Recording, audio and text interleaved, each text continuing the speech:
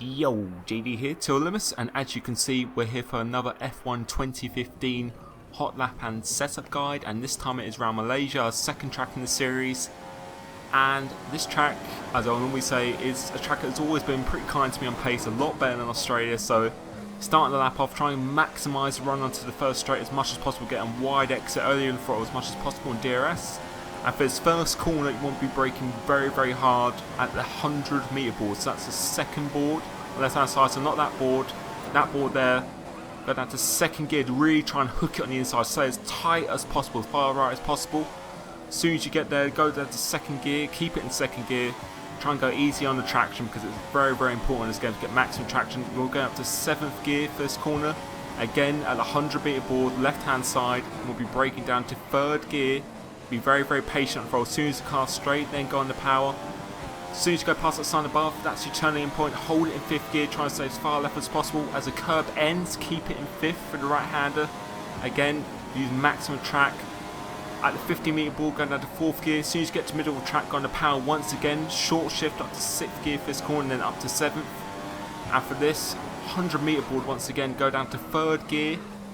Try and be very, very patient for as soon as the car's straight, that's when you will go on the throttle. Short shift up to 5th gear. As soon as the car's straight, go down to 3rd. Try and clip out apex nicely.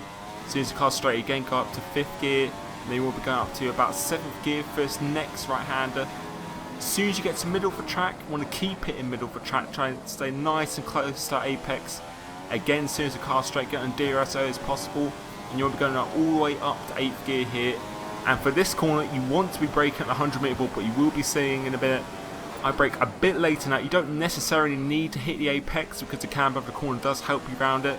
DRS early again, make your way to the line, and that is a lap in Malaysia, and that is currently, or is the world record by 10th and a half at the moment.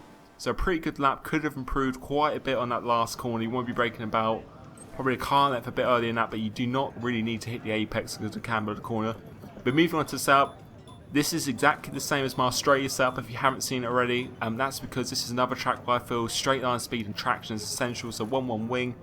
As for the transmission, I like running quite a high transmission on the throttle on. That makes it a bit oversteery, but it really does, for me, just give you that responsiveness. And it really complements itself nicely through the throttle off, which keeps the car more stable the lower you go. So moving on to the next part of the setup, and this is the alignment, and the reason why I've done this is all the way to the left. For the camber, that will give you the most responsive settings, just keeping it all the way to the left. But for the toe, it won't give you the most responsive, but it will make it the most traction heavy, or traction pleasant really in my opinion. And it really will give you that launch off the corners, is something you really do need. And speaking of traction, this suspension is pretty much built on straight line speed and traction, so the 11.1 for the rear suspension, front suspension, that is just pretty much for straight line speed only, and you really do need that in this game. As for the springs, 11.1, again just for that traction, purely traction.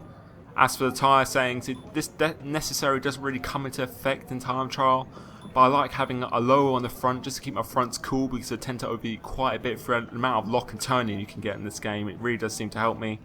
And as for the balance 5, it does give you a bit of turn in, but again it really helps you through those high speed corners, and it doesn't give you that oversteer, which is something you can really easily get around on this game. So I hope you've enjoyed this hot lap and setup here today. I'll be doing China next. Thank you for the support on my last video. You guys seem to really enjoy it. My setup will be different on next track because due to the track there is quite a few differences. So I hope you've enjoyed it. Like, comment, subscribe if you haven't already, and see you next video. Cheers.